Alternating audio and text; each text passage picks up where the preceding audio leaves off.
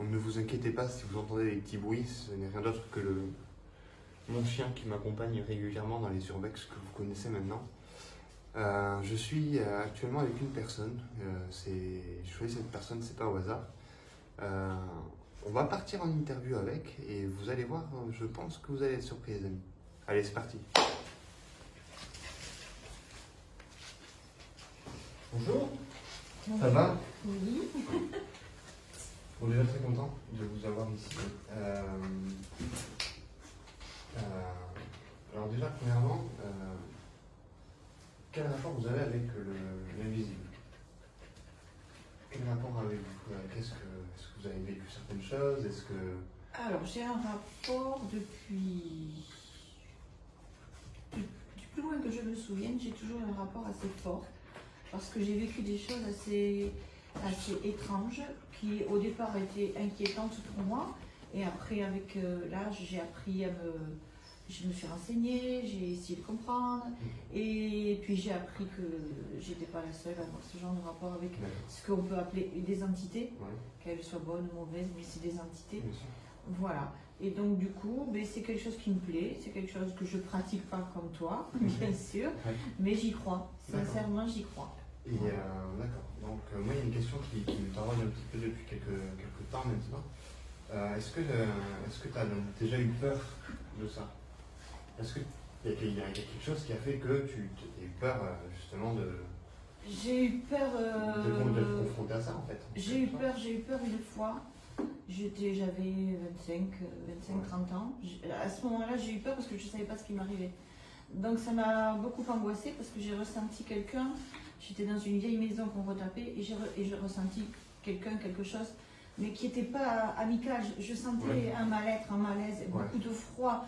Et j'avais peur, j'avais cette peur en moi, à tel point que je ne pouvais même pas me déplacer pour aller dans une autre pièce tout seul. J'étais incapable. Tétanisée un petit peu. Ah ouais, tétanisée, complètement. Et incapable de rester dans cette maison.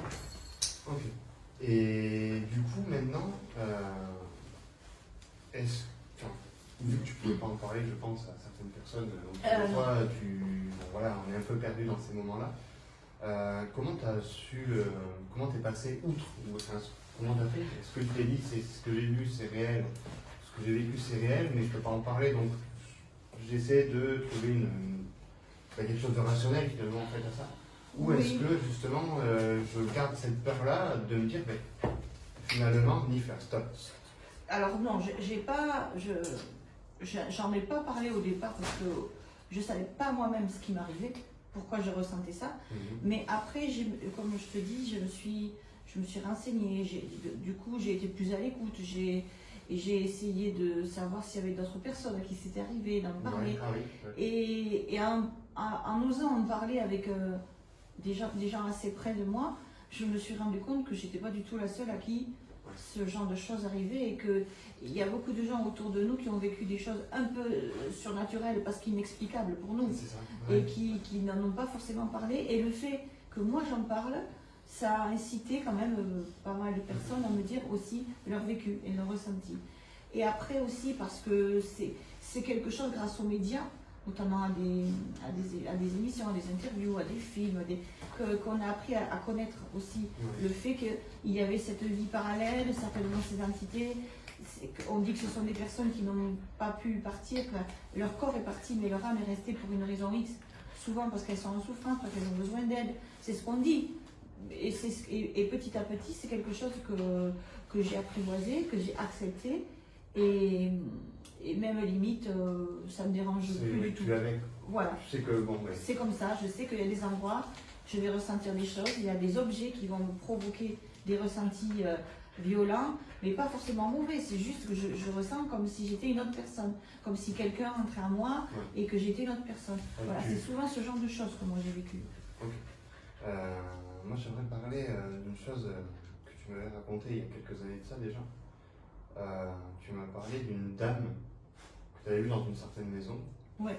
Est-ce que tu peux expliquer un peu comment en fait à ce moment-là, parce qu'il me semble que tu dormais entre deux mondes à peu près. En fait, il y a eu plusieurs. C'est arrivé progressivement. J'étais chez une personne qui était antiquaire. Oui. Et cette personne-là, elle avait souvent, chez elle, rentrait des vieux meubles, des tableaux très anciens, des choses comme ça, qu'elle plaçait chez elle en attendant de les revendre et tout ça. Donc potentiellement, voilà. plus d'énergie. Exactement, exactement. Et comme moi, j'ai toujours, du coup, maintenant je sais, été réceptive à ça, je ressentais plein d'émotions. Mais particulièrement, une fois, il a rentré un tableau et voilà, un tableau qui était dans le hall, dans la cage d'escalier. Et à plusieurs reprises, même en étant seule dans la maison, j'avais l'impression qu'il y avait quelqu'un dans les escaliers qu'on me regardait. À plusieurs reprises, j'ai même cru, alors après, est-ce que c'est mon imagination, mais j'ai cru apercevoir une dame avec une robe longue, comme au siècle dernier, quoi, enfin, quelque chose comme ça. Et voilà, à plusieurs reprises, mais j'ai jamais eu peur. C'était pas quelque chose qui me voulait du mal. C'était quelqu'un qui me regardait, tout comme moi j'aurais pu regarder, faire une chose qui me regardait. Voilà. Et puis une nuit, par contre, j'étais profondément endormie et tout d'un coup j'ai eu très froid, très très froid. Et tout d'un coup, je me suis mise à parler. J'ai eu l'impression que quelque chose était en moi et j'ai parlé avec une voix très très froide, un peu d'outre-tombe, ce qu'on appelle d'outre-tombe. Et j'avais le bras en l'air comme ça. Et il fallait que je dise que c'était la vengeance, il fallait que je poignarde, que je tue, il fallait que je venge. Et pour moi, c'était cette dame-là qui me disait il faut que tu me venges, il faut que tu me venges. Et ça a été d'une violence inouïe. Et après, je me suis réveillée, mais très, très, très, très. Et ça, tu penses que tu l'as vécu vraiment, Ah oui, je l'ai vécu, puisque la personne qui était avec moi s'est réveillée, m'a entendu parler, et a vu mes gestes, et a vu tout. Elle n'a rien vu d'autre. Mais moi, j'ai ressenti mais vraiment le froid. C'est pas une blague, j'ai ressenti un froid immense. J'étais glacée et je n'étais plus du tout maîtresse de mes gestes. C'était pas moi. Je sentais bien que quelqu'un était en moi et me disait il faut me venger, il faut me venger. Mais après ça ne s'est pas reproduit. Comme si l'entité, elle avait transmis son message et qu'elle était partie, quoi. Voilà. D'accord. Ok. Et est-ce que dans ce même endroit, est-ce que tu as une zone dans cette maison qui te repoussait un peu, qui te faisait peut-être plus peur qu'une autre pièce? Non. En ressenti, non? Non. Franchement, non. La cave, non?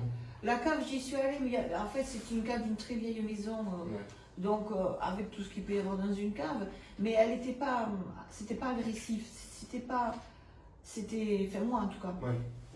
Peut-être que toi qui as aussi été dans cette maison, tu ressentais mais on ne perçoit pas tous la même chose et on n'est peut-être pas tous approchés par les mêmes entités. C'est sûr. Après, il faut voir le genre d'entité qu'on veut attirer aussi. Ou voilà. Qu'on est apte à comprendre, enfin à recevoir. Voilà. D'accord. Toi, alors bon, là, comme je disais, les amis, on est dans la maison du Bordès, donc j'y suis venu, vous savez, à de nombreuses reprises. Tu es venu aussi une fois en enquête. Est-ce que comment tu pourrais me décrire, par exemple, en 3 mots, comme ça, comment tu décris la maison, de ce que tu as, toi, ressenti ou vécu ce soir-là? Comment tu décrirais? Elle est vide de meubles, vide de personnes, mais pas vide d'une autre vie parallèle. On sent bien qu'il y a des choses qui se promènent, qui sont là, qui vivent encore finalement comme si elles n'avaient jamais été. C'est ça, comme si elles étaient bloquées ici, enfin, ou volontairement, je ne sais pas, parce qu'on dit qu'elles sont bloquées, mais le sait-on vraiment? Est-ce que c'est volontaire ou non? Voilà, le sait-on vraiment? Voilà, moi, comme je voulais annoncer, les amis, c'est toujours pareil. Vous savez que je vais revenir de nuit ici pour remettre en place tout ce que j'ai mis en place. Quand le sac que j'ai posé derrière moi sur la cheminée, qui avait été arraché à peu près à mon niveau, finalement, qui est tombé à mon niveau, la bougie qui s'est arrêtée à ma demande de vaciller. Il faut savoir que j'ai choisi cette maison, les amis, parce que je sais que, comme tu disais un petit peu, tu es réceptive un peu à toutes les ondes qu'il peut y avoir. Mais d'un côté, cette maison, les amis, je fais une petite parenthèse, mais cette maison, on peut avoir eu les résultats qu'on a eus. Pour moi, ce n'est pas des entités malsaines qui se trouvent ici, c'est tout simplement des personnes qui, pour elles, c'est nous, peut-être les entités, Qu'est-ce qu'on fait chez eux en fait? Les envahisseurs. Voilà, les envahisseurs, c'est ça. Et de se dire, c'est imaginer qu'en fait vous êtes chez vous depuis des années et que, comme on le pense, il y a une entité, on se dit qu'il y a une entité qui est là, mais si cette entité, en fait, était là depuis plus longtemps que vous, c'est vous qui êtes chez elle en fait. C'est très compliqué ce monde-là, mais cette maison, elle permet d'apporter beaucoup de réponses, donc il ne faut pas l'oublier. Et je ferai une enquête d'ici une dizaine de jours à peu près dans ce lieu-là. Voilà, donc c'était une petite parenthèse les amis. Maintenant je vais revenir sur ça. Si toi à l'heure d'aujourd'hui, non, stop. Si toi à l'heure d'aujourd'hui tu devais nous parler de la mort et des expériences que tu as vécues, parce qu'il faut savoir que tu as vécu beaucoup d'expériences de mort imminente ou de mort directement. Oui. Qu'est-ce que tu peux nous en dire de ce que tu as vu peut-être, ressenti ou... Oui. Oui, en fait moi j'ai vu la mort de très près, parce que ils m'ont appelé la miraculée. Ouais. Voilà. Donc je me suis... et franchement c'est vrai. Et là... Ça c'est les pompiers qui t'ont dit que oui, jamais même oui, et surtout après quand on a diagnostiqué ce qui m'était arrivé, voilà. J'aurais jamais dû revenir à moi. J'aurais dû rester sur le carreau et voilà. La vie a fait que je suis revenue, que je suis malgré tout revenue de là où j'étais partie. Et quand je me suis sentie mourir, vraiment mourir, j'ai très mal ici, comme un étouffement, un vrai étouffement, je me suis sentie mourir, mais je n'ai absolument pas eu peur. Mais tant pis, je me suis dit, bon, mais voilà, c'est terminé, c'est la fin du voyage. Ouais.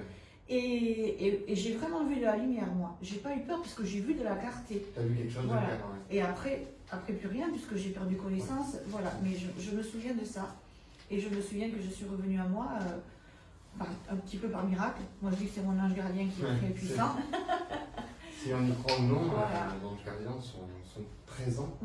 Ça serait, de ce que j'ai pu voir dans d'autres chaînes sur Internet ou quoi que ce soit, ça serait des gens qui auraient en quelque sorte décidé de revenir pour protéger un lieu ou une personne. Tout à fait. Donc c'est pas impossible que l'idée de ange gardien soit là. Et quand j'étais jeune fille, mon grand-père en maternelle, il avait une vie un peu compliquée, il avait un peu abandonné sa famille. Mais quand il est décédé, j'ai souhaité, je ne vais pas avoir 15 ou 16 ans, j'ai souhaité aller malgré tout le voir à l'hôpital. Et quand je suis rentrée dans la chambre, il venait de mourir. À l'instant avant. Et donc j'ai vu ce petit papy, dont j'avais pas beaucoup de souvenirs, mais qui était tout souriant, et ça ne m'avait pas choqué non plus. Et quelques semaines plus tard, une nuit, je dormais donc, et là j'ai senti à nouveau, ça faisait partie des premières choses que je ressentais, dont je me rendais compte, un froid dans cette chambre et dans ce lit.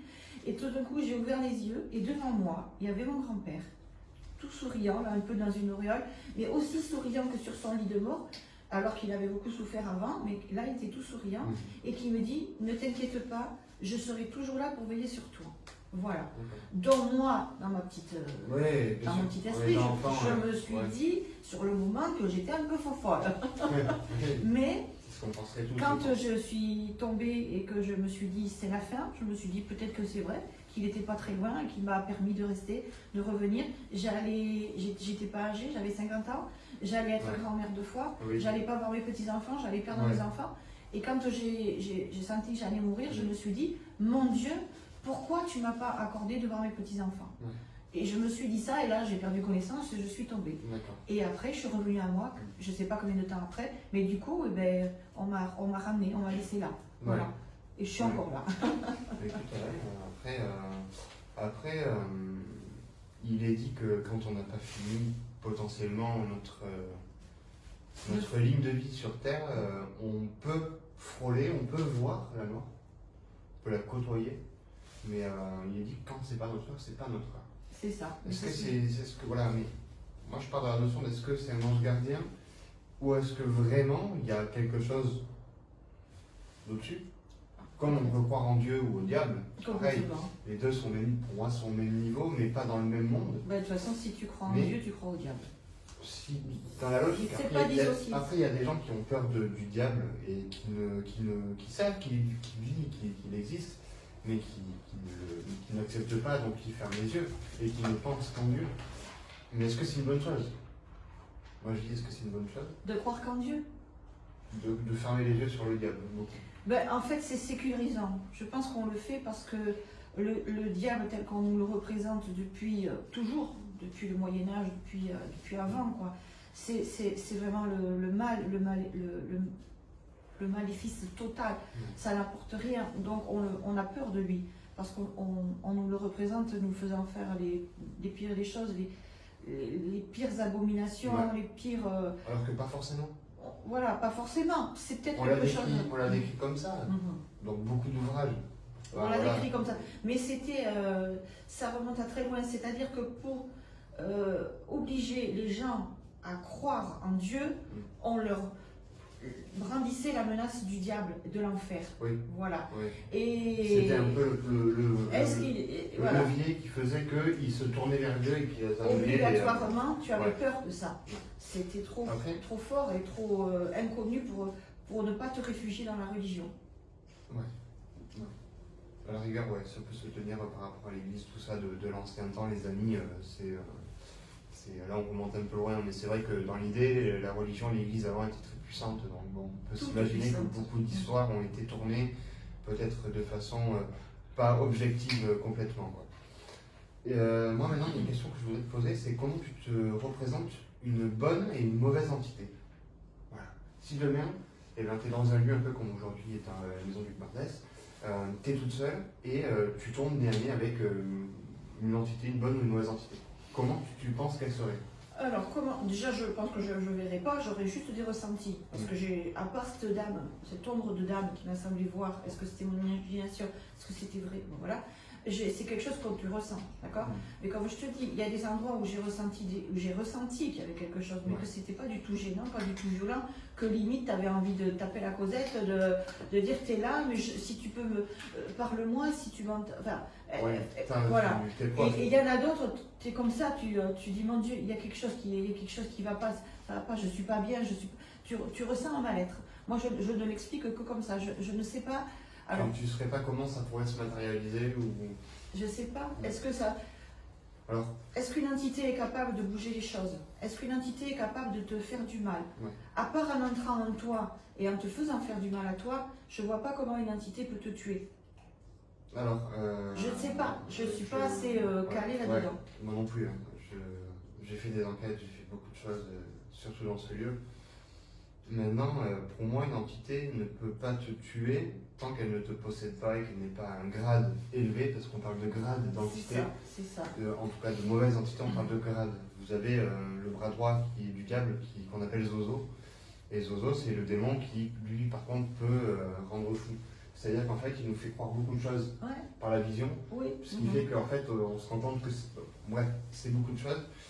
Mais une entité, ça peut se matérialiser par beaucoup de choses. Une ombre noire qui passe contre un mur. Oui. Moi, je sais qu'en venant ici, quand j'ai fait des enquêtes, le sac que j'ai posé juste là, derrière, mais je vous en ai parlé à de nombreuses reprises de ce sac, vous avez la vidéo d'ailleurs, les amis, sur toutes les chaînes de l'Urbex-Sound. On est trois, on est chacun à la pièce à côté, et on entend clairement que le sac qui est posé là-dessus, se retrouve quasiment à ma chaise. Ouais, et ce qui est sûr, c'est que si c'était une souris ou quoi que ce soit, le sac il aurait juste basculé. Oui.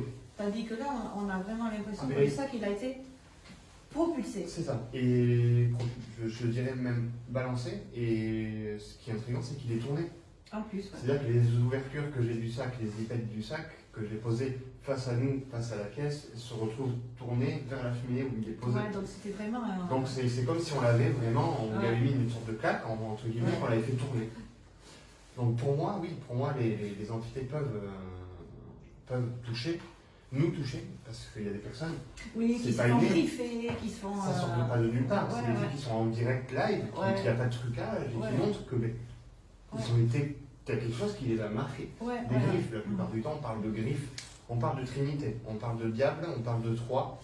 3, les amis, il ne faut pas croire que le 6, c'est pas... Ça, c'est dans l'esprit des gens, c'est 6, c'est pour faire peur. Les amis, le 6, ce n'est absolument pas le diable. Dans la mythologie, vous regardez tout ce qui est rapport au diable, C'est le 3, les amis. C'est le 3. Parce que le 3, c'est la Trinité. La Trinité, c'est quoi? C'est contre le Dieu, c'est contre ses acolytes, tous ceux qui entourent Dieu, contre les anges, contre les choses comme ça, les apôtres. C'est le 3, les amis. Le 3, c'est le chiffre malheur. Quand on fait de l'orbex, en tout cas, nous, on y croit, c'est le chiffre malheur. Ici, vous avez eu la vidéo, d'ailleurs, encore une fois, je vous le dis, hein, sur tous les liens de la chaîne, vous avez la vidéo où je rentre dans cette pièce avec deux amis. Deux personnes rentrent à ma droite, ici, et moi, je rentre en face. Et on entend clairement les 3 coups.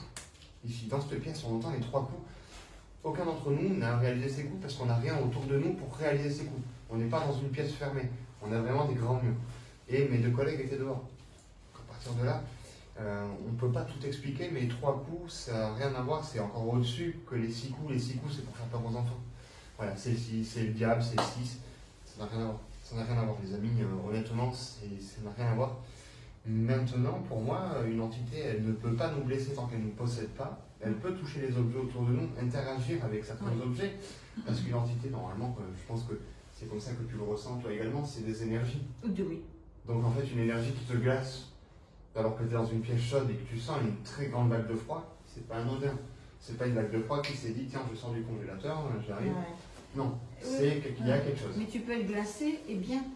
Bien sûr. Pas ressentir de malaise, de mal-être. Ça veut dire que tu es entouré d'énergie positive. Voilà. Et d'autres fois, tu es glacé et presque terrorisé, quoi. Ouais. Parce que tu sens que ce qui te glace n'est pas bon. Ne te veut pas forcément que du bien, quoi. Tu sens bien qu'il a envie d'en découdre avec toi ou de t'utiliser pour faire autre chose. Voilà. Donc, ouais, moi, je le ressens comme ça, en tout cas. Voilà, ok. Donc maintenant, pour terminer, une dernière question. Est-ce que...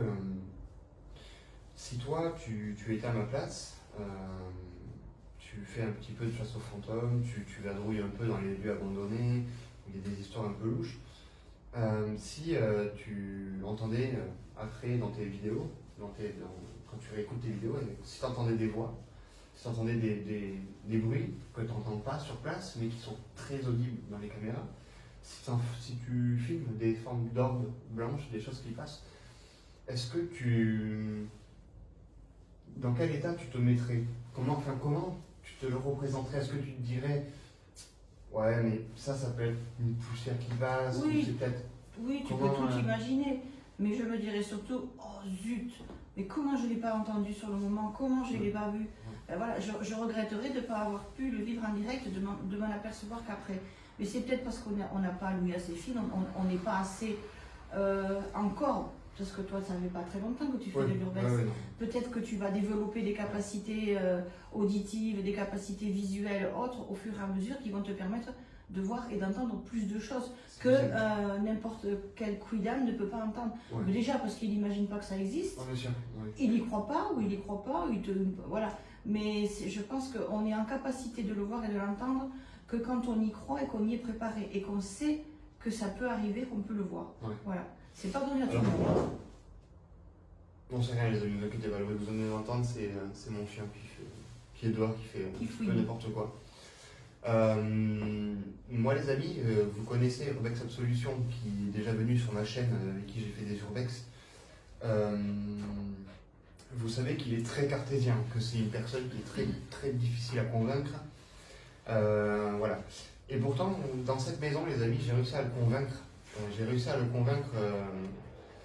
Par rapport à tout ce qui s'est passé, mais je pense que ça a été fait grâce à la SOJ, les amis. Donc je faisais cette petite parenthèse tout simplement pour vous dire que si vous croyez aux entités mais que vous en avez peur, n'essayez pas de refaire un urbex, parce que d'avoir peur, vous attisez des mauvaises entités et c'est là que vous êtes le plus vulnérable. Moi, si aujourd'hui j'ai un conseil à donner à une personne qui demain voit la vidéo et qui se dit doucement, et qui se dit, j'ai bien envie de faire de l'urbex, c'est tentant, ça a l'air cool, c'est sympa, faites-le, mais soyez sûr de la protection que vous avez, surtout, et ça je vous l'ai dit à chaque vidéo, il faut être sûr de toutes les protections qu'on peut avoir, que ce soit par un prêtre, par un chapelet. Faites très attention les amis, la planche de Ouija n'est pas un jeu, il y en a beaucoup qui m'envoient des textos, et qui m'envoient des mails pour me dire, oui, moi j'ai fait une planche de Ouija, mais c'est plus un jeu. Non les amis. Aujourd'hui, la planche de Ouija, elle ne marche pas parce que vous êtes dans un lieu. Non, stop. vous êtes dans un lieu où finalement il n'y a pas d'entité. Hé, qu'est-ce qui t'arrive? Particulière. Qu'est-ce qui t'arrive? Là, vous voyez, réaction typique de mon chien, les amis, il n'est jamais comme ça. Calme-toi. Là, il grogne, et ce lieu, il est très chargé en énergie. Donc, je pense que, voilà, vous voyez, il le sent. Je pense qu'il sent, les amis. Donc, encore une fois, faites très attention à vous. Et je vous souhaite une bonne fin de journée, les amis. Et je vous dis à très vite pour de nouvelles vidéos sur Urbax Sound, les amis.